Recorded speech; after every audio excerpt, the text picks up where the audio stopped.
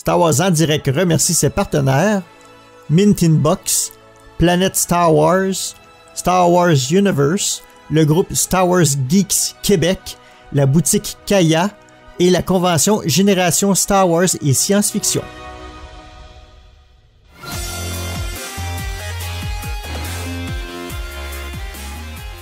Bienvenue à Star Wars en direct depuis plus de 20 ans, la voix du fandom Star Wars, pour cette nouvelle édition littérature consacrée au volume 2 du Dr Aphra, sorti chez Panini Comics en décembre 2020. Ici Loïc, et pour en discuter avec moi, j'accueille le dynamique duo de l'Amérique du Nord, Francis et Jean. Bonjour messieurs. Bonjour Loïc, salut. Salut Loïc, salut Jean, salut tout le monde, les auditeurs. Je remarque que le dynamique duo revient souvent dans tes présentations, Loïc. On sent qu'il y a un amour pour Batman et... Alors, oui, j'ai un petit crush pour Batman, on va dire. Mais j'aime bien, je trouve que c'est justement une façon dynamique de présenter les gens. Donc, ça me va bien, on va dire. C'est bon.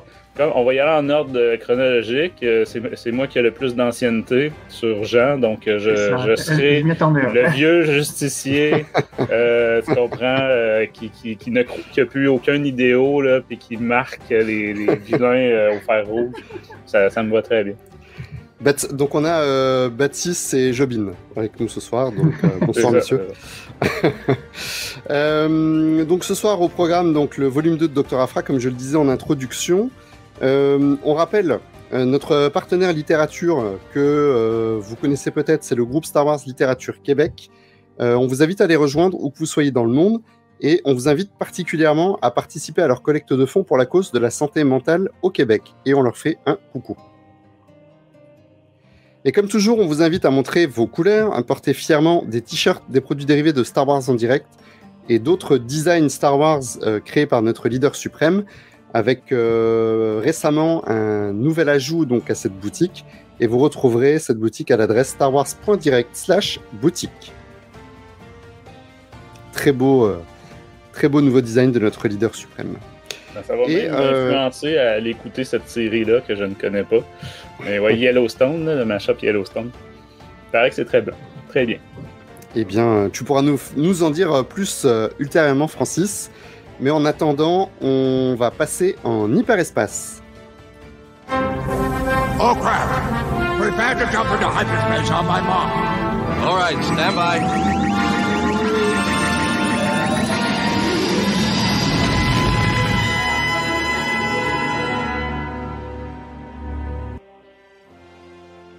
Et voilà donc ce volume de Dr Aphra, 112 pages, avec les épisodes 6 à 10 de la série de 2020, pour un total de 18 €. Et Jean va nous faire un petit résumé. Ok. Alors, c'est parti pour le petit résumé. Donc, on retrouve évidemment notre héroïne préférée, Aphra, en très mauvaise posture, car elle va être livrée par des chasseurs de primes à Lady Domina Tag. Tag. Tag, c'est comme ça qu'on prononce, ok. Donc, bon, on va plus parler en détail sur Tag pendant notre conversation. Donc, elle embauche pour dégoter un Path Engine Nihil, un device qui, si étudié et exploité, pourrait avantager un camp de la guerre intergalactique et enrichir une compagnie industrielle telle que celle de Domina, justement. Donc, Aphra va team up avec Sana Staros et les deux vont suivre la piste pour arriver jusqu'au device. Elles passeront par Corellia devant la Lady Proxima. Puis elles passeront par Dollar Hyde, qui est une planète inédite, si je ne m'abuse, dans des vestiges de vaisseaux Nihil, pour se rendre compte que le device n'est plus là où il devrait être. En fait. Entre-temps, le concurrent de Domina, qui est Beol Deruyet, annonce une présentation du dit device. Il l'aurait en effet obtenu. Donc Aphra et Sana se rendent au siège de Beol, essaient de mettre la main sur ce device, mais comme d'habitude avec Aphra, ça va capoter. Elle arrive cependant à récupérer le noyau du dit device qu'elle va réussir à remettre à Domina. Donc là, c'est vraiment le gros du résumé de ce tome-là. En parallèle, il y a plein d'autres petites aventures, dont les aventures de Just Lucky qui se passent en parallèle et qu'on va plus développer peut-être pendant notre conversation. Ouais, vas-y, Jean. Hein. Vas-y. pour le résumer, c'est un peu ça, quoi, c'est tout. Si tu veux, non, mais si tu veux enchaîner sur ta critique, ce que tu en as pensé, puis nous. Bah okay. Oui, parle-nous de Just Lucky, vas-y. Just Lucky, déjà avant Just Lucky, moi j'aimerais bien beaucoup parler d'Aphra parce que j'ai jamais eu trop l'occasion de discuter avec vous d'Aphra et de ce personnage. Donc c'est un personnage évidemment ultra connu, blablabla, que même avant de se lancer dans la litté Star Wars, j'en avais déjà entendu parler, mais partout, quoi, dans les podcasts évidemment, mais ailleurs, quoi. Elle était devenue vraiment très populaire. Et ça me titillait, j'entendais toujours parler d'une Indiana Jones au féminin dans l'univers de Star Wars et tout, et ça m'avait beaucoup intrigué, quoi. Elle a même eu droit elle et ses droïdes ont même eu droit aux figurines, aux statuettes, là, Gentle Giant et compagnie. Donc, effectivement, je crois, en tout cas, supposer qu'aux États-Unis, ça a quand même été un gros succès, là, ce personnage. D'accord. Excellent. Il nous manque plus qu'une adaptation live et puis une adaptation animée, et puis on aura la totale. Ouais. Oui, et puis ça se rapproche là, vu que si vous avez vu le dernier Boba Fett, il y a un personnage de la BD d'Aphra qui a fait son apparition, donc petit à petit, ça se rapproche. Donc ça c'est cool. J'aime bien aussi le fait que c'est bête, mais le fait qu'elle soit asiatique, c'est un peu original dans Star Wars, parce que bon, on n'est pas très gâté à ce niveau-là, quoi. Dans la trilogie originale, je crois qu'il n'y a pas eu tout de personnage asiatique, hormis les figurants, quoi. Même peu dans la postlogie. Voilà, dans la postlogie, ça a été... Oui, avec Rose. Ouais, les jumelles, enfin c'est pas les jumelles, oui, les sœurs. Évidemment, dans Rogue One, on en a eu plusieurs, mais ouais, c'est ça. Ouais. C'est depuis l'ère Disney, effectivement. Voilà, donc ça c'est pas mal. Donc voilà, en plus j'ai une petite fascination pour ce continent en particulier, donc moi ça me touche un petit peu, je dois dire. Donc voilà. Et donc je me suis lancé, comme vous, par Dark Vador en premier, puis la série 2016, puis la série 2020. Et j'avoue, tu me connais, Loïc, je suis assez enthousiaste vis-à-vis de la littérature Star Wars, mais alors quand ça vient à parler d'Aphra, moi je suis ultra client, je suis un peu un fanboy, on va appeler ça comme ça, donc gros fanboy Aphra, même si c'est entre guillemets moins bon, ça passe, franchement ça passe. J'ai jamais été trop déçu par aucune des BD, alors bon, je vais peut-être pas être le plus objectif ce soir, mais t'inquiète pas, je serai là pour contrebalancer tout ça. Ça va. Pas d'inquiétude. Cool. Donc non, mais moi j'ai beaucoup aimé. Bon, j'aimerais aussi, mais après vos avis, évidemment, j'aime beaucoup parler de l'équipe créative, donc la scénariste. C'est une scénariste et du dessinateur aussi. Elle fait des dessinateurs, donc on verra ça après. Mais oui, voilà, premier avis très positif, j'ai beaucoup aimé. Voilà. Ok. Francis, vas-y. Ouais, pour rappel. Comment dire, je suis loin d'être un amoureux d'Aphra, je suis loin d'être un hater d'Aphra non plus. De mon côté, c'est un personnage que je trouve qui a sa place dans l'univers Star Wars, entre autres, ne serait-ce que pour le public qui amène, on va dire, ou pour l'attitude qui amène. C'est vraiment un personnage irrévérencieux à souhait. Je remarque par exemple que chez mes adolescents ici à la maison, c'est un des personnages qu'ils préfèrent justement pour cette attitude-là et cette folie-là. Des fois, on sent évidemment ça va selon les auteurs. On a eu plusieurs auteurs sur Aphra. Je me souviens entre autres de l'album qui était le plus étrange, là, je crois que c'était le deuxième album de la première série là, de 2016, mais où est-ce qu'il y avait carrément un droïde d'improbabilité. Et c'est ça, Aphra qui avait transformé des petits êtres vivants, des petits rongeurs là, en explosifs, là, en grenades. Vraiment, c'est une série que les surprises sont amusantes. C'est ça. Que tu sais pas à quoi t'attendre, tu sais pas ce qu'il va y avoir à la page suivante. Donc, ça, c'est bien intéressant. Pour ce qui est de cet album-ci, je rappelle que pour le premier album, j'avais pas vraiment apprécié et je crois que j'étais un peu seul. Quoique là, il y a Aude qui m'a rejoint là, récemment. Mais même moi, effectivement, pour rappeler pour ceux qui ont peut-être pas suivi l'émission d'avant, moi qui suis très très dur avec Aphra, j'avais beaucoup apprécié ce volume 1. Non, c'est ça. Moi, il y avait, c'est que non seulement il y avait le scénario, mais il y avait les dessins aussi là, que la dessinatrice Maury Pilet. Cette fois-ci, on a le ruban déroulant là, qui monte. On a gardé la même auteur, la même scénariste, mais on a changé au niveau dessinateur. Et d'ailleurs, on en a deux, si je ne me trompe pas, sur cet album-là. Donc, c'est net. Ouais, il y a comme un, comment on dit en français? Un helper peut-être. Ouais, c'est ça. Mais bref, c'est ça, c'est une bonne amélioration, même si j'ai remarqué beaucoup de défauts. On a à certains moments vraiment de la difficulté pour le dessinateur avec les yeux et entre autres la bouche du personnage. Je vous montrerai des images, là, mais Aphra a vraiment des duckface, comme on dit en bon français, là, à la comment dire, Instagram un peu, même si là, cette mode-là est passée. Et à l'inverse aussi, quand c'est des réactions de surprise ou tout ça, là, vraiment des petits problèmes avec les visages, mais sinon, au niveau colorisation, puis au niveau les vaisseaux, tout ça, j'ai trouvé ça très, très bien. Vraiment une bonne amélioration par rapport au premier. Côté scénario, c'est léger, c'est court. En même temps, on sent que c'est pas juste la série Aphra. Pour toutes les séries, je crois que l'événement de la guerre des chasseurs de primes, on en parlera dans un autre épisode, mais à ce moment-là, tout le monde savait que ça s'en venait. Donc, j'ai l'impression que plusieurs arcs ont soit été compressés pour arriver avant le moment fatidique, ou l'inverse, certaines choses ont été laissées tomber et peut-être qu'on y reviendra par après. Donc, j'ai l'impression que c'est un peu le cas ici. Aphra aussi, une technicalité qui est présente dans cet album-là, c'est que c'est la série par excellence, c'était ça pour la première série aussi, pour les liens avec d'autres médias, d'autres univers, etc. Je me souviens, ça a été dans les premières BD à faire des liens avec Rogue One en 2016, après la sortie du film. Donc tout de suite, dans le numéro 1, on avait beaucoup, beaucoup de références à Rogue One. Cette fois-ci, c'est la Haute République.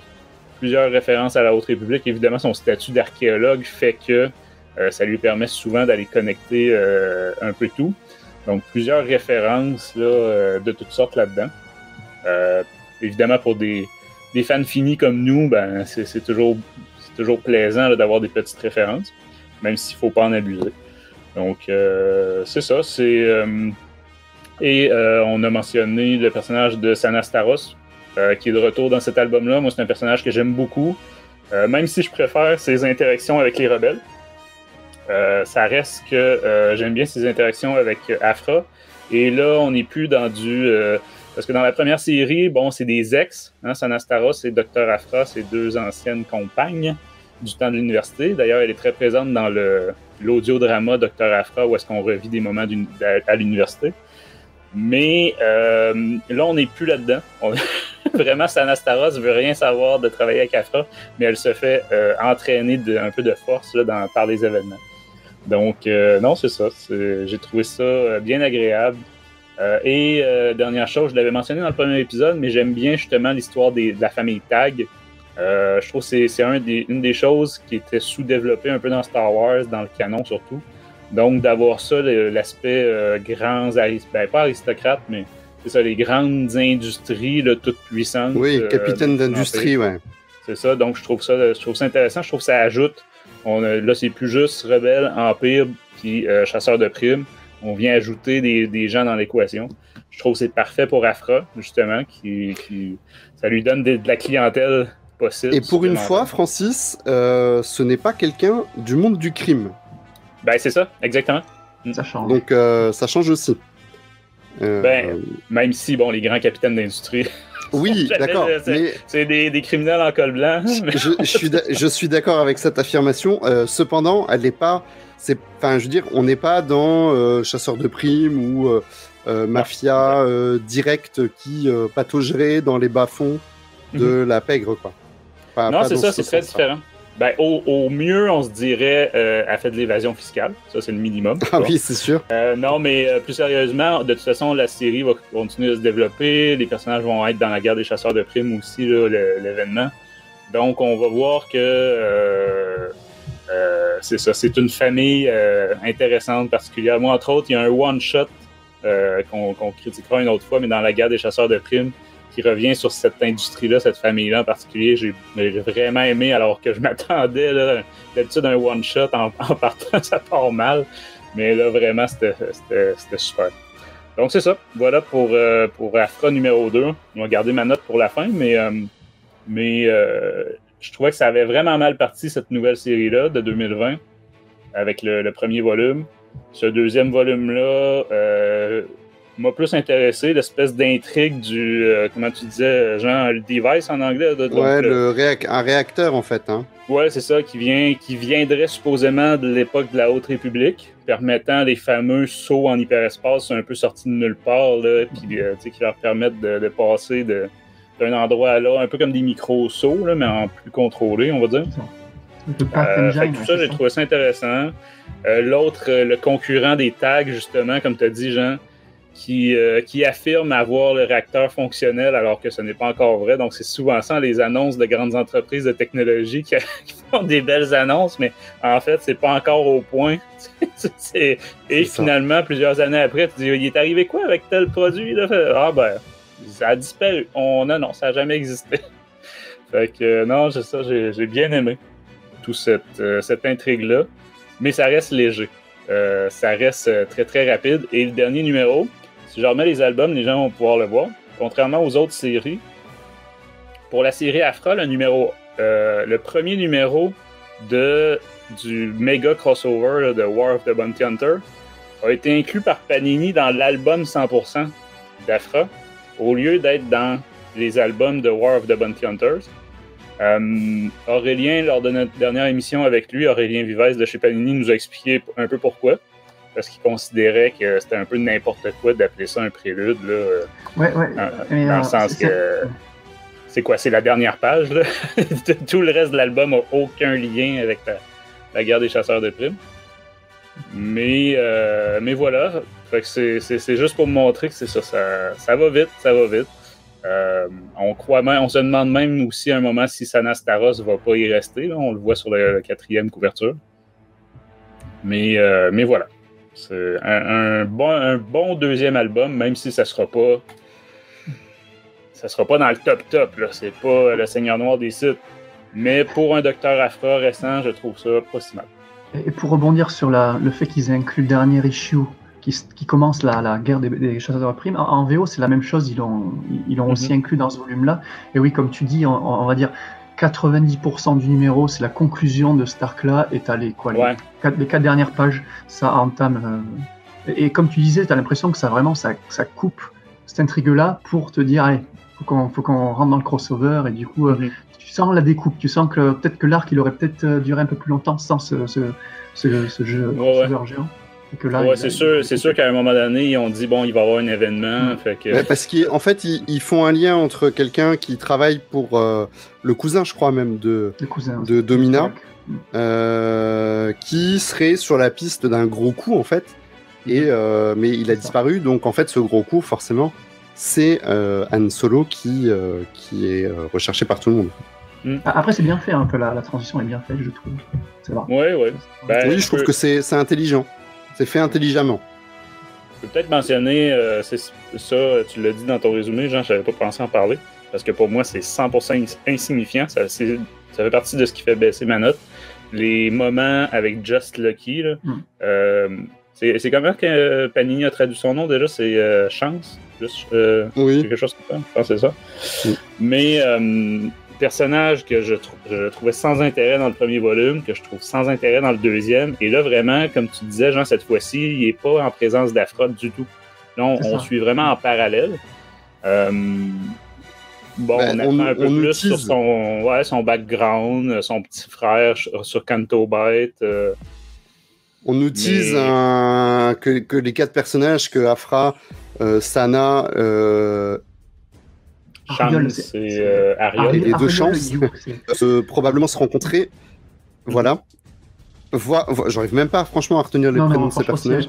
Probablement que ces 4 personnages risquent probablement de s'affronter pour la récupération de Han Solo. En tout cas, c'est ce qu'on peut comprendre à la dernière page du numéro, puisqu'ils sont tous les 4 en route, en 2 équipes, vers ce qui semble être un point qui converge. Donc, pour moi, voilà, ils vont forcément s'affronter pour essayer de récupérer le gros lot, quoi. Et justement, c'est vraiment la dernière page, là. Tu décris la dernière page. C'est la dernière page. Et j'ai pas décrit la dernière case encore, parce que vous n'en avez pas parlé. On verra ça après. Je pensais en parler après. Je vais enchaîner sur ma critique avant qu'on parle de ce personnage. parce que je sais que vous l'attendez impatiemment. Va-t-il l'encenser? Va-t-il la défoncer? Le suspense. Il faudrait qu'on ait un bruit de tambour qui roule. Mystère. Alors,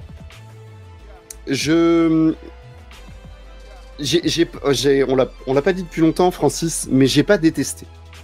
Vraiment. Voilà. Je trouve je l'ai pas trouvé au niveau du premier, comme vous l'avez dit tous les deux. Le scénario est très très mince. Ça vraiment, c'est vraiment un prétexte. On sent qu'on est dans l'attente de quelque chose de plus gros, donc on est sur une transition. Donc c'est un petit peu dérangeant à ce niveau-là. Par contre, j'ai beaucoup apprécié de retrouver cette équipe entre Sana et Aphra. Je trouve que c'était très dynamique, encore une fois. Un dynamique duo. Le fait de les lier au Nil, c'est intelligemment fait. Et comme tu l'as dit, Francis, le fait qu'elle soit archéologue, ça prend tout son sens. J'aime beaucoup moins qu'encore une fois, elle soit toujours en fait confrontée à des méchants, des vilains, etc. Enfin, je veux dire, il faut des péripéties, il faut qu'il se passe quelque chose dans un volume dans du Star Wars. Je pense qu'on peut le faire autrement. Alors, je vais faire une comparaison qui, je pense qu'elle est inédite dans toute l'histoire de Star Wars en direct. Il y a quelqu'un qui savait très bien traiter en comics une partie archéologique et la relier à des événements qui se sont réellement passés au sein de l'univers fictionnel qu'il développait. Ce sont deux messieurs en fait qui s'appelaient Karl Barks et Don Rosa, qui officiaient sur des comics Picsou à l'époque, donc dans les années 50 et dans les années 80-90, et qui ont très bien réussi à montrer qu'on peut être archéologue sans être forcément confronté à des voleurs. Alors il y en a, pas toujours. On peut être archéologue, chercher un trésor et être confronté à des gens qui le protègent tout simplement, pourquoi pas. Je pense qu'ici ça aurait peut-être un peu plus de sens que de les faire rencontrer un énième groupe de personnages qui sont à la recherche du même artefact, etc. pour s'enrichir et tout ça. Maintenant, voilà, le scénario, c'est vrai que c'est la partie la plus faible. J'ai quand même pris du plaisir à retrouver ces personnages, à les voir fonctionner ensemble, ça fonctionne vraiment bien. J'aime beaucoup Domina. Alors pas parce qu'elle s'appelle Domina, mais parce que c'est un personnage qui est très intéressant. Je vais la comparer à quelqu'un dont je parle beaucoup et je fais vraiment un focus sur ce personnage, mais à la reine de Shutorun, parce que c'est un personnage qui avait fonctionné un petit peu pareil, qui était en arrière-plan et qui avait pris de l'importance au fil du temps. Peut-être que Domina le sera aussi, et si elle est bien développée, ce sera vraiment un personnage qui, je pense, sera intéressant. Francis, j'ai vraiment hâte de lire cet épisode dont tu nous as parlé tout à l'heure, et d'en découvrir un petit peu plus. Par contre, la partie la plus faible, mais vraiment, j'ai dû vraiment pousser, et c'est vrai que ça va faire baisser la note, c'est les parties avec Chance, Lucky. Je comprends pas ce personnage, j'ai beaucoup de mal. Ça fonctionnait dans le premier volume parce qu'il était au sein de l'équipe d'Aphra et que c'était un personnage secondaire qui gravitait. Mais finalement, c'est des personnages qui n'ont pas autant de charisme que des Christian Lenoir ou des droïdes négatifs. Je vais faire de l'argent avec cet épisode-là. On vous renvoie donc continuité Star Wars en direct à nos émissions consacrées à Boba Fett. Donc c'est dommage en fait d'avoir un cast de personnages secondaires et de ne pas trop savoir quoi en faire. Dans ce cas-là, supprimez-les, ne créez pas des personnages que vous ne savez pas écrire ou sur lesquels vous n'avez rien à raconter. Voilà, maintenant j'ai quand même passé un bon moment. Alors je vais faire plaisir à Thomas s'il nous écoute. Je vais faire une petite référence Dragon Ball, puisque à un moment Lucky fait face sur Canto Bight à un adversaire que j'ai trouvé en fait tout droit sorti d'un épisode de Dragon Ball Super, avec ce bandeau et cette espèce de monocle sur l'œil qui m'a fait penser au dernier adversaire de Goku qui s'appelle Granola. Je me suis demandé si c'était pas une inspiration, comme le manga est en expansion partout dans le monde et aux États-Unis aussi, il inspire certains créateurs. Peut-être pas. Peut-être que c'est juste un hasard. Tu parles du mafieux, du chef du clan sur Canto Bight, c'est ça À cause, je crois, il s'appelle. Ah non, ok, moi je pensais que tu parlais de l'alien Wen Delphis. Non, pardon. Ah non, celui qui est à la fin, celui-là. C'est l'espèce de le leader de la mafia locale qui est... Oui, c'est ça, c'est une espèce d'araignée. Ouais. Araignée. Ouais. Donc voilà, après il y a le petit côté, on passe sur Corellia, on va voir Lady Proxima. Alors il y en a une qui s'appelle Proxima, l'autre qui s'appelle Domina. C'est de Lady, voilà. Après, je sais pas si on pourrait conseiller vraiment l'achat de ce volume, parce que même si j'ai passé un moment agréable, en toute sincérité, il est largement dispensable. On verra en fonction de nos notes tout à l'heure. Je vous conseillerais peut-être de faire l'impasse en toute sincérité. Voilà, je pense que ça vaut pas l'achat, même si le moment est sympa. Alors maintenant, je voudrais qu'on aborde la dernière case de ce volume, puisqu'on a l'apparition d'un chasseur de primes, de primes qui est connu des fans de Star Wars, mais qui était inconnu du nouveau canon.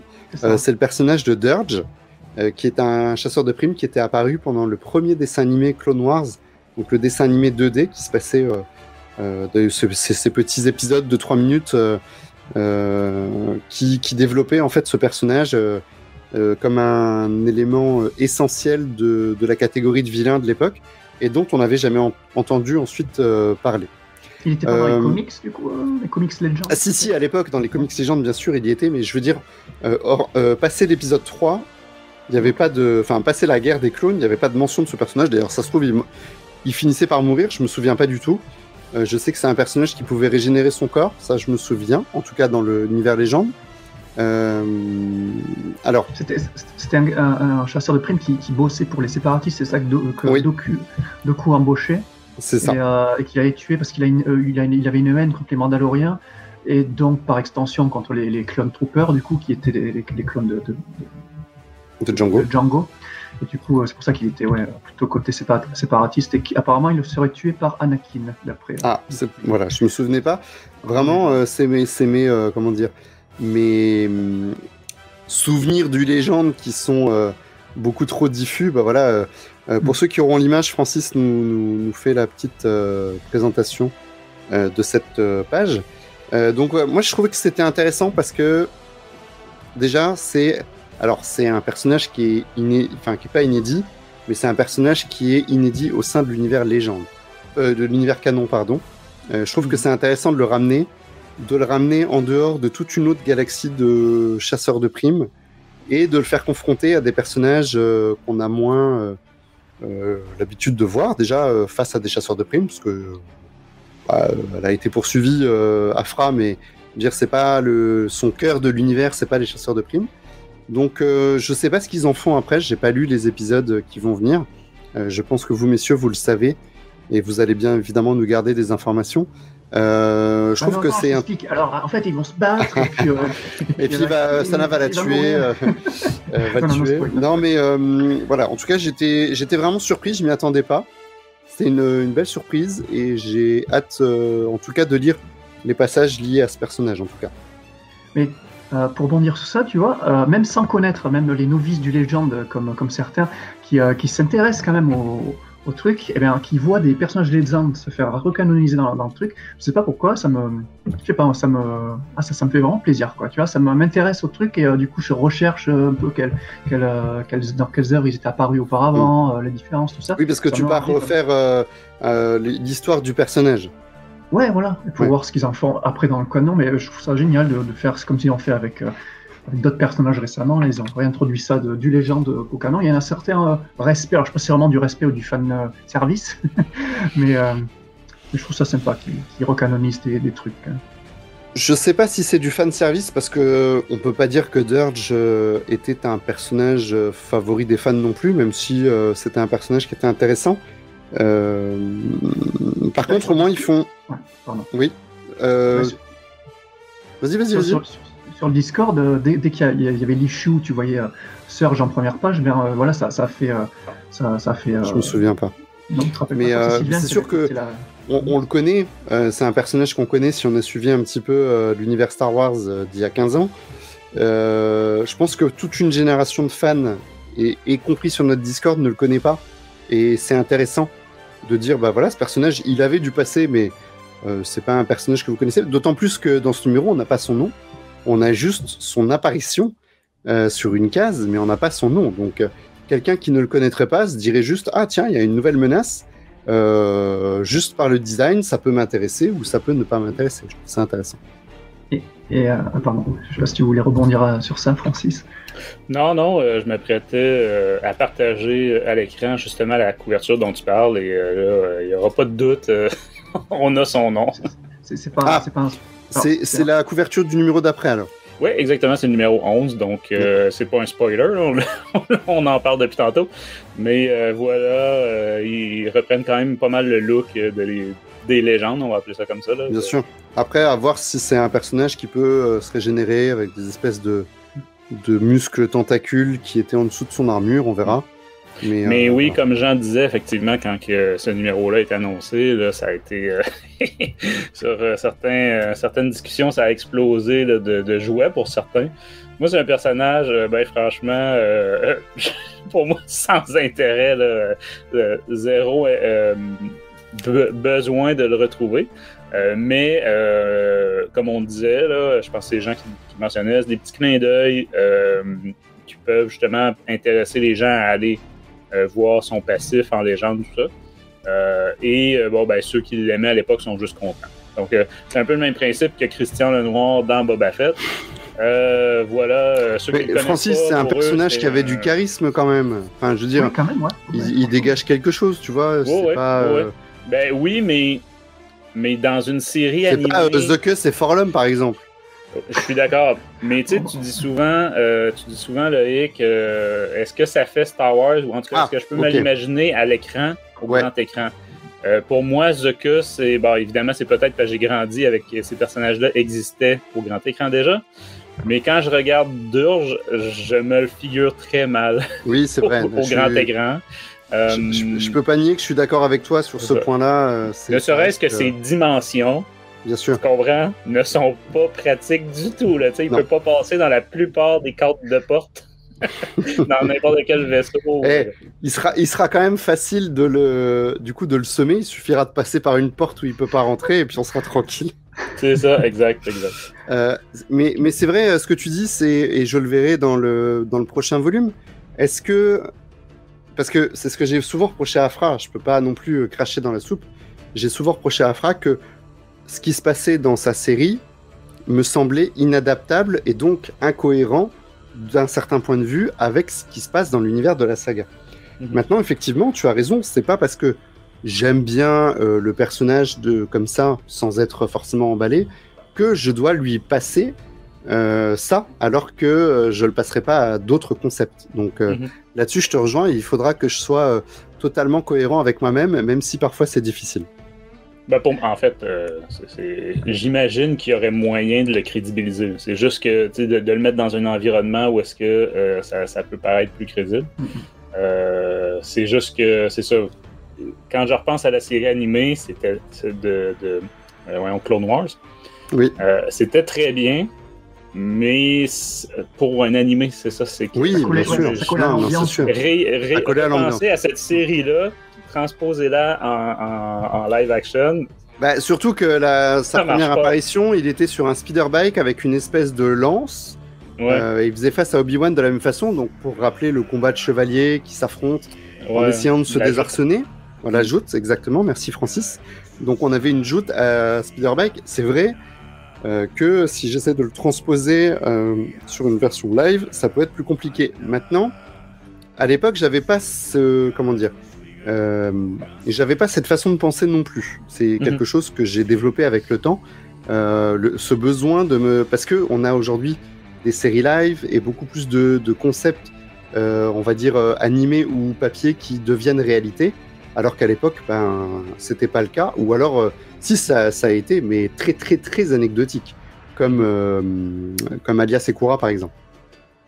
De toute façon, je dis pas que c'est un OSD, etc. Là. Pour moi, c'est vraiment, puis le parallèle avec Black Chrysanthemum ou Christian Lenoir dans Boba Fett, pour moi, c'est la même chose. Il y en a qui ne comprendront pas notre intérêt pour lui, c'est parce que lorsqu'on a tout lu, même écouté l'audiodrama, etc., quand on connaît tout le passif de ce personnage-là, c'est vraiment une super belle surprise de l'avoir au grand écran. Vraiment, mais complètement. Là, hyper apprécié. Complètement. Donc, pour moi, c'est la même chose ici. Là, c'est juste que moi, son backstory, non seulement je la connais pas très bien, mais je m'en contrefous. Donc... Oui, mais après, je suis d'accord avec toi, Francis, sur ce principe-là. Par exemple, Dirge, c'est un personnage auquel je vais lui accorder beaucoup moins d'importance que notre Christian le Wookie. Pourtant, ça resterait intéressant de voir ce personnage en version live, justement pour l'effort de cross-média qu'on a depuis, on va dire, le début de l'univers canon, de l'univers Disney. Là, on a une nouvelle pierre. Alors certes, des fois, il y a des entailles qui sont faites dans les contrats, etc. Mais moi, je prends toujours du plaisir à voir une combinaison des différents médias qui se croisent et s'entrecroisent, et ça me fait toujours plaisir. Et je me dis, avoir Dirge, même en caméo ou même à un arrière-plan, etc. S'il est pas mort, pourquoi pas Mm-hmm. Ça rajouterait quelque chose. On a besoin d'une diversité de personnages. Ce Wookie dont on parle, par exemple, je serais content de revoir Sagwa le Wookie, qui était dans Solo, dont on va reparler dans une prochaine émission. Je me dis, ça pourrait être sympa dans une prochaine apparition de Chewbacca, peut-être de le replacer. Ou même sans Chewbacca d'ailleurs, puisqu'il est sur Naluta, qu'on a parlé de Naluta, peut-être qu'on verra cette planète, et pourquoi pas avoir ce Wookie, pourquoi pas le faire se combattre avec ce Wookie noir, ça serait, ça pourrait être intéressant.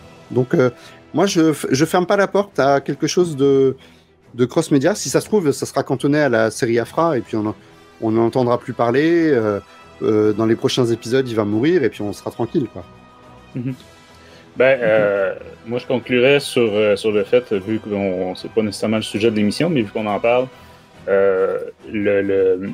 les possibilités de live action, d'amener des personnages, maintenant qu'on a Christian Lenoir, oui, Dirge est une possibilité, surtout dans un monde de chasseurs de primes, tout ça. Mais en termes budget et plutôt marketing et tout ça, Aphra, comme Jean a dit tantôt, personnage asiatique, personnage déjà apprécié, connu de beaucoup de personnes. Et Sana Starros, s'il y a une mode en ce moment il suffit de lire La Haute République pour voir que les jeunes femmes noires sont plutôt à la mode côté production Star Wars. Et même si on sort de Star Wars, disons que les jeunes actrices noires sont plutôt occupées ces temps-ci sur les tournages. Donc moi, c'est un personnage, Sana Starros, que je trouve super intéressant, qui justement fait un certain pont aussi entre rebelles et pas nécessairement chasseurs de primes, plus contrebandiers, tout ça. Qui est sur Corellia dans cet album-là. D'ailleurs, on ne l'a pas mentionné, hein, on a même Lady Proxima.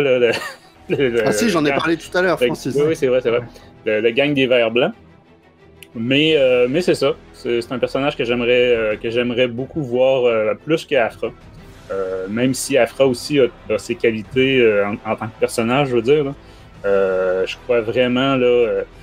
mais c'est ça, les gens qui n'aiment pas la déconnade, on va dire de la même façon, c'est un peu la même chose chez Marvel. Hein. Gardiens de la Galaxie, c'était justement beaucoup trop de la déconnade pour ceux qui prenaient Marvel au sérieux. Je vais lancer une insulte volontaire, là, mais pour prendre Marvel au sérieux, il faut déjà... Alors, Francis, fais attention. Fais attention parce que je sais que j'ai deux experts de Marvel aussi. Et puis, autre chose, Star Wars est fait partie officiellement de l'univers Marvel. Mustafar est apparu dans la série animée What If, donc avec le château de Dark Vador, qui était donc dans le multivers de Marvel. Donc fais attention, Francis, on n'est pas à l'abri que les Gardiens de la Galaxie viennent croiser l'univers de Dr. Aphra, pourquoi pas? Qui sait? Non, mais bref, c'était juste pour mentionner le fait que quand on pensait à du grand écran, je crois que la couverture du numéro 11 avec Sana, Aphra et Dirge, je pense que c'est trois personnages qui seraient intéressants à retrouver. Ouais, je suis assez d'accord. Peut-être qu'à la fin de la série Boba Fett, en post-générique, on aura l'annonce d'une série Dr. Aphra. Qui sait? Voilà. Jean, est-ce que tu avais quelque chose d'autre à ajouter sur ce volume? Oui, et toujours, évidemment, j'ai des tonnes de notes là que à chaque fois il me reste à dire et j'arrive jamais à tout développer. Justement, tu faisais la mention une référence à Dragon Ball et tu parlais du côté un petit peu manga et j'aimerais bien revenir sur ce côté-là. Moi, c'est ce qui m'a énormément plu dans ce tome-là en particulier. Donc déjà, la dessinatrice, il y a 3 dessinateurs, pardon, la scénariste.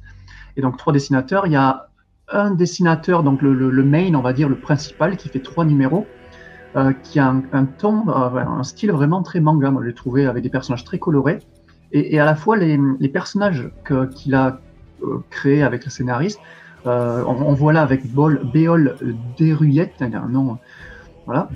Donc le concurrent de Lady Domina, qui est asiatique également, fait très japonais. Alors il fait très, donc c'est des furios japonais, c'est les délinquants lycéens qui feraient pas du tout tâche dans un manga d'ailleurs, comme à la Kunio-kun, je sais pas si vous connaissez, si vous jouez aux jeux vidéo, les Kunio-kun ou les Young GTO pour ceux qui connaissent les mangas, ou récemment les Tokyo Revengers, c'est un petit peu le même thème, tu vois, des espèces de bad guys avec leur coupe un petit peu vraiment chelou, quoi. Donc là il a vraiment la même coupe, donc référence à ça. Et tous les personnages secondaires, donc t'as Ariol, le personnage le plus insipide de ce tome-là, mais bon, il a un design très manga avec son espèce de coupe un petit peu avec les cheveux qui partent en l'air. T'as Koz aussi, donc le bad guys là aux cheveux violets, donc voilà, cheveux violets, très manga.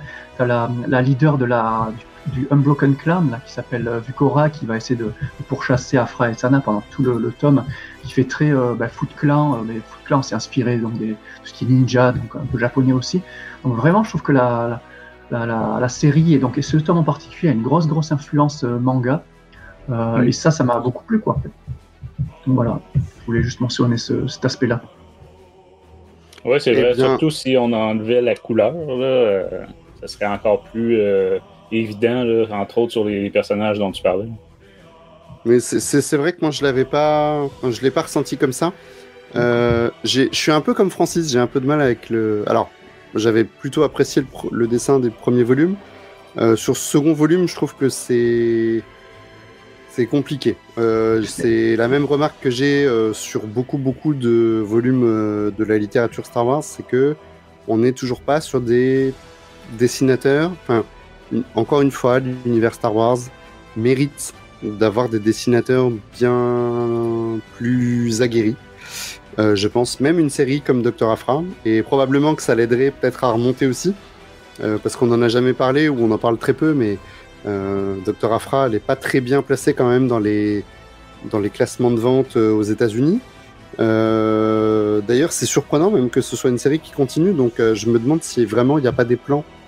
Est-ce qu'il n'y aurait pas des plans qui sont vraiment sur la durée pour Dr. Aphra d'adaptation pour nourrir une série comics sur la durée?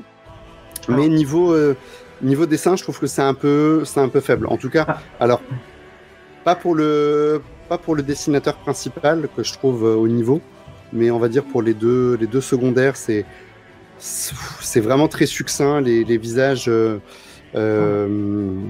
c'est pas fait à la va-vite, c'est pas le bon mot, mais ça manque de détails. Vas-y. Justement.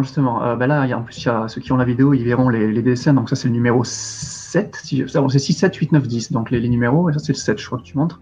Ouais. Donc voilà, je voulais revenir sur ce problème de dessinateur. Alors déjà, le fait d'avoir plusieurs dessinateurs par tome, évidemment, bon, c'est très comics, mais c'est toujours... Enfin, moi, je trouve ça un peu toujours embêtant de ne pas garder un dessinateur pour un tome. Ça fait une continuité. Bon, là, on en a 2,5, on va dire, parce que... Donc le premier, c'est le numéro 6.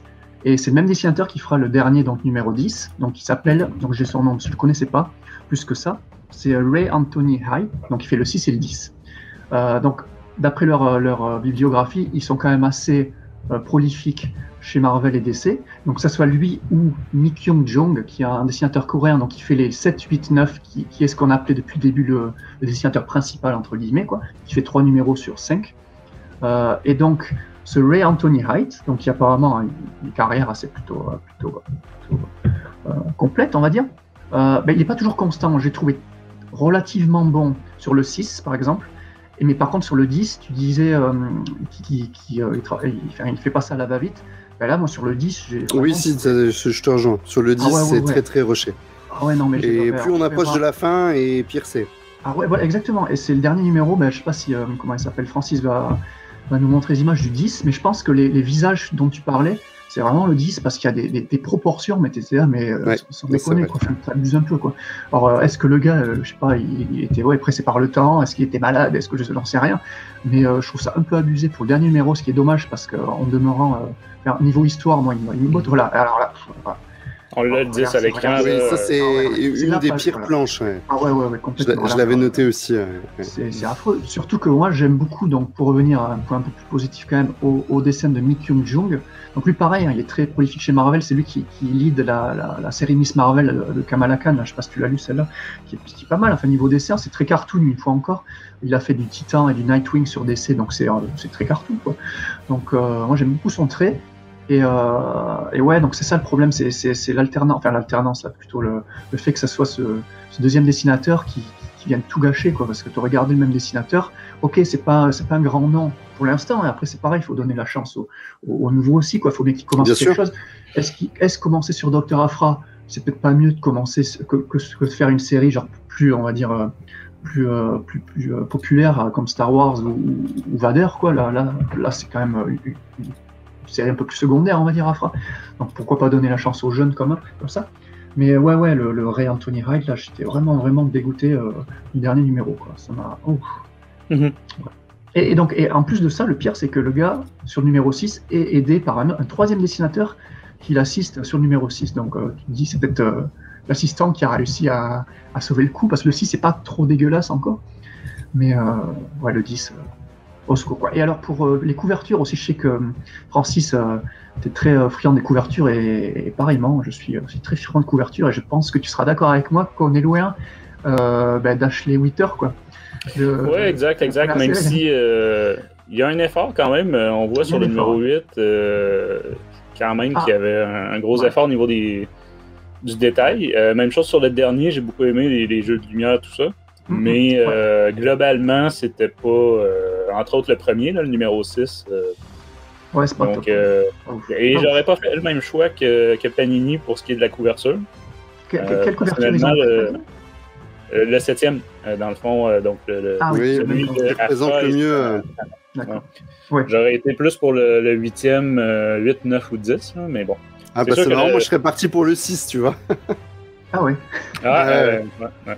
Non, c'est ça. Bon, évidemment, ça c'est une question de goût, là, mais oui, on est loin de Ashley Witter qui donne vraiment envie d'acheter des comics. Ah ouais, c'est magnifique. Et du coup, est-ce que sur le tome de Panini, vous avez aussi les variantes cover? Parce qu'il y a des variantes cover qui sont pareilles, qui sont pas ouf. Il y en a certaines qui sont très belles. Là, je sais pas si vous les avez dans le tome de Panini, du coup. Ouais, en petit à la fin, ouais. Il y en a une, je sais pas si tu te rappelles, Francis, il y en a une sur sa moto, c'est une variante du tome 6, du numéro 6, parce qu'il y a un passage où elle s'échappe en moto, et donc là il y a une couverture focus sur ça, et elle est magnifique, quoi. C'est vraiment... faudrait que je regarde, je me souviens pas. Presque Ashley Witter, mais voilà. C'était le petit passage couverture. Mais même ces couvertures, faudrait que je vérifie, mais je pense qu'on a plusieurs dessinateurs différents là, selon les numéros. C'est pour ça qu'il y a plusieurs styles. Fait que moi, les auditeurs habitués savent ce que je pense des mélanges de différents artistes et différents. Là, et je crois que c'est encore pire qu'au scénario parce que au scénario, au moins, on ne s'en rend pas compte visuellement. Je veux dire, quand même il y a un changement de scénariste, généralement, on ne va pas s'en rendre compte tout de suite. Faut vraiment qu'il y ait un changement de tendance ou d'histoire, de style. Alors qu'au dessin, là, c'est ça. Mais comme tu dis, Jean, c'est très comics. C'est ça. Moi je préfère quand au moins un arc au complet. Tu sais, quand il y a un one-shot ou des choses comme ça, c'est OK. Mais un arc là, avec plusieurs dessinateurs, et le pire dans tout ça, ça ferait une bonne question à poser à peut-être qu'Aurélien connaît un peu plus ce sujet-là.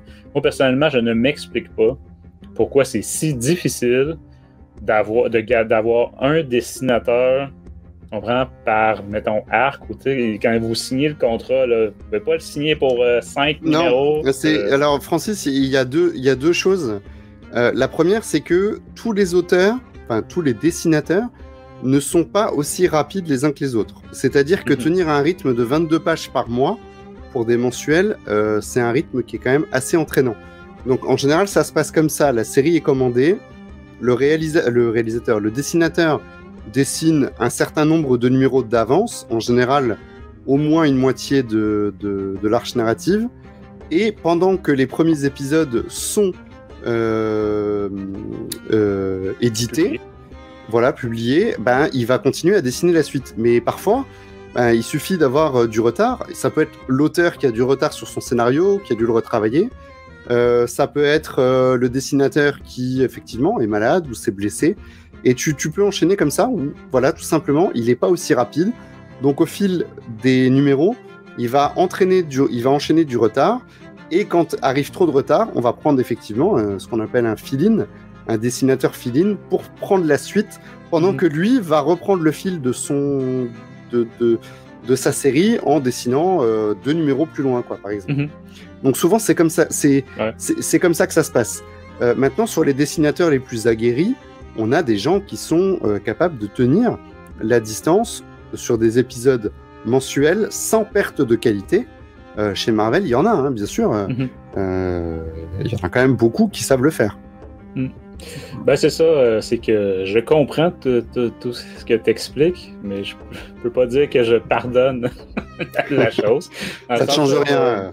Pour moi, soyez organisés. Je veux dire. Bon, là, c'est vrai que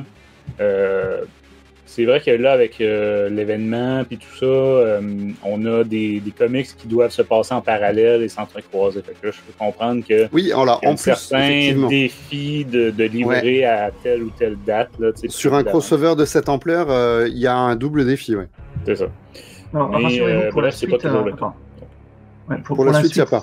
Ce sera toujours le duo, le dynamique duo de Alyssa Wong, donc on n'a même pas noté le scénariste. Alyssa Wong et Nick Young-jung donc seront de retour pour pas mal de numéros après, donc c'est rassurant. Non, c'est ça, et j'avais critiqué la scénariste au premier numéro, donc là déjà je trouve que ça s'est amélioré, donc c'est ça. Mais j'avais même mentionné le fait que c'était peut-être un petit peu, on a pris le fond du panier, si on peut dire, là, au premier numéro, je trouvais, il était 4, je pense, là, si on prenait tous, toute l'équipe, colorisation compris, tout ça. Là. Cette fois-ci, justement, je trouve que ça s'est beaucoup amélioré. Tu vois, moi je trouve la scénariste je la trouve justement relativement bonne, quoi. Elle a toujours au niveau des dialogues, alors peut-être pas sur la trame principale, c'est des histoires relativement simples, mais au niveau de tout ce qui est dialogue, je trouve qu'il y a énormément de petits comment ça s'appelle, Afra et Sana, elles s'envoient des punchlines sur punchlines, et je trouve ça, tu sais, du tac au tac et tout, je trouve la dynamique.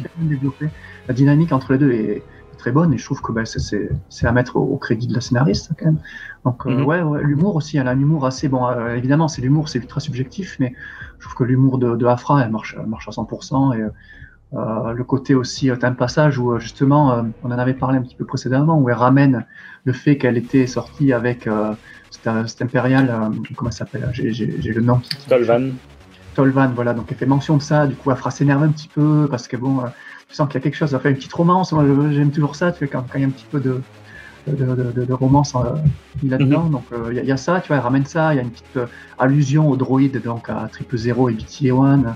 Elle fait la connexion avec la République. Donc, je trouve que Alyssa Wong, je la trouve plutôt bonne. Niveau scénario, ça va. Voilà. Eh bien, enchaînez avec vos notes, messieurs. Jean, je crois que c'est toi qui vas avoir la meilleure. Si tu y allais en premier. Finir, voilà. J'y vais en premier. Moi, je voulais finir sur la meilleure note, du coup, en dernier. On peut. Alors, je vais commencer peut-être. On va faire aller crescendo. Moi, je lui mettrais un 12.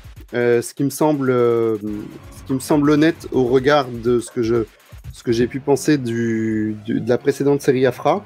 2 volumes Afra qui ont une note au-dessus de 10, pour moi, je crois qu'on est sur quelque chose d'un peu inédit. Ouais, franchement, surpris. Très surpris. Bravo. T'avais donné combien au premier je me souviens plus, mais peut-être même plus que ça. Peut-être au 14, je crois que c'était du 14. Ouais. Je crois que c'était 14. Ouais, parce que ça m'avait surpris lors de l'écoute. Ah ouais, ça change. Eh oui, comme quoi. Moi, de mon côté, ça va être l'inverse de ta tendance. Moi, c'est une tendance à la hausse. Donc, je vais passer de 11 que j'avais donné au premier à un 13 à celui-ci. Je maintiens que le pire, c'est que on a parlé des deux dessinateurs. Comment dire, les deux, j'ai pas détesté. C'était quand même par moments bien, mais c'était inconstant. Mais beaucoup du pointage, bref, de ce 13 sur 20-là est à mettre au crédit du dessinateur. Parce que c'est ça, le scénario, il est pas mauvais, mais c'est ça, c'est tellement léger, c'est tellement rapide. Mais ça se tient, il n'y a pas d'illogisme incroyable. Comme tu as dit, la caractérisation des personnages, ces gens, tu disais ça, là, pour Aphra est quand même bien là, pour Sanastaros aussi, un peu pour tout le monde. Donc voilà, ça va en s'améliorant. Donc on va voir pour la suite au cours de l'événement de la guerre des chasseurs de primes. Et toi, Jean? Ok, moi j'ai pas trouvé ça super top en fait, je crois que je lui mets 5 sur 20, j'ai mis, parce que j'ai vraiment détesté, ça me saoulait. Non, je déconne. Évidemment, moi, j'adore le perso, donc j'arrive pas à être, encore, ce sera ultra subjectif, parce que vraiment, j'ai trouvé ça excellent. Donc j'ai mis un 18 sur 20, c'est quand même un poil moins que les précédents, on va dire. Je trouve que la série 2020 est un poil moins, je la trouve un peu moins intéressante comparée à la série 2016, mais après c'est un point quoi. Comme tu dis, hein, la personnalité d'Aphra, l'humour, c'est vraiment l'humour. Après voilà, c'est ultra, faut que t'accroches, hein, tu vois, t'as des humours que t'accroches pas. Mais je comprends très bien que cet humour-là est vraiment particulier, quoi. Et je comprends très bien que quelqu'un n'accroche pas à ça, quoi. Moi, ça marcherait énormément sur moi. Tu me rajoutes à ça, donc Sana, que pareil, comme toi, Francis, j'adore ce personnage, génial. Tu me rajoutes Black, comment elle avait appelé, de Black Chico. Donc là, qui fait une petite, ça j'adore. Tu me rajoutes des monstres comme, on a dit, le chef de la mafia sur Cantobac, ou même il y a un chasseur de primes qui va livrer Aphra à Domina en début, là, ouais. Genre de menthe religieuse. Hein. Ouais, c'est génial. Donc voilà, tu me fous des monstres comme ça, génial. Les références manga, moi ça m'a beaucoup touché. Je suis très très manga, donc c'est bon, c'est vendu quoi. Donc et comme le dit Francis aussi souvent en parlant d'Aphra, c'est le côté Gardien des Galaxies. Moi c'est mon Marvel préféré, tu vois, dans le MCU, le Gardien de la Galaxie. Et plus voilà, même en comics, il y a la série de Bendis. Tu as dû la lire peut-être, Loïc.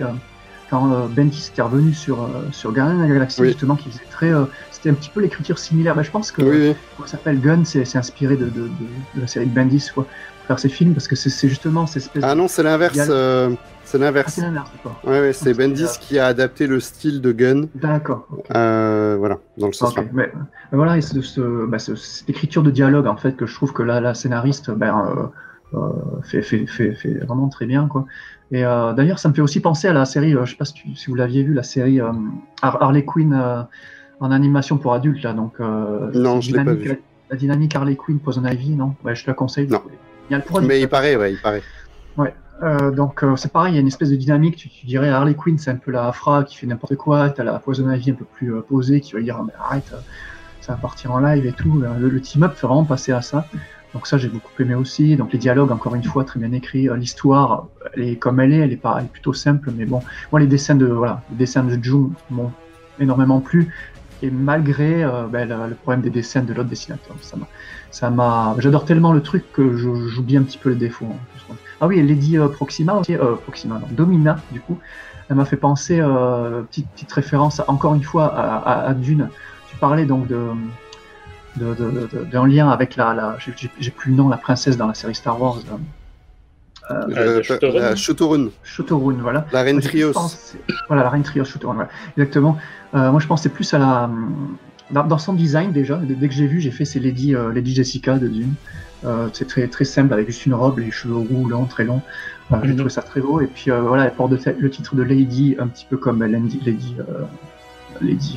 Jessica de Dune. C'est aussi une leader forte, indépendante, voilà, donc, comme Jessica. Elle fait partie d'une maison, donc il parle beaucoup de la maison Tag, la dynastie Tag dans le comics. Donc c'est pareil, à la maison Atreides, la dynastie Atreides. Donc voilà, donc un petit clin d'œil à Dune qui me fait vraiment plaisir. Donc voilà, j'ai tous ces petits points un petit peu positifs qui sont ajoutés. Ça m'a fait vraiment passer un excellent moment. Et c'est vraiment pour moi c'est la ongoing que je prends vraiment plaisir à suivre et j'attends chaque numéro avec impatience et c'est mon ongoing préféré, je pense, quoi. Avec les High Republic peut-être aussi tip top, quoi. Donc voilà, 90%. Voilà, ben c'est sur ces notes quand même relativement correctes qu'on va pouvoir conclure cette édition de Star Wars en direct littérature.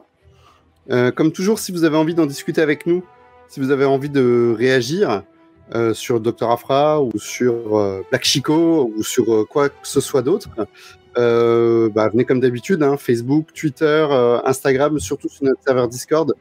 Vous le savez, on vous accueille avec plaisir et on a vraiment de très belles discussions.